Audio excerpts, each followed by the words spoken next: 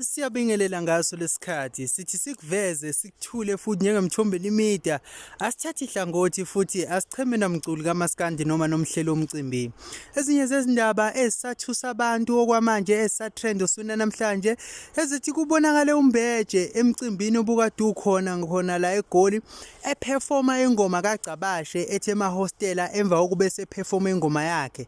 Enye inkulumo athe wayikhuluma uthe ingoma sekweyakhe nakuzo zonke izitolo edayisa umculo ingoma sekweyakhe.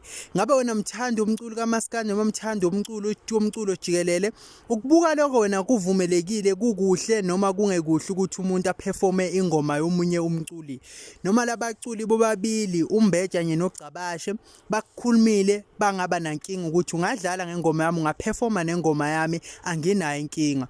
Uzokhumbula ukuthi uGcabashe umnyovi uMbeje baqeda kutalajwa uMayogati kwi-EP yakhe aqeda kuyikhipha lapho batalabha khona ngokuhlukahlukana kwabo kuthiwa umdlalo wensizwa awuqhubeke bencweka khona.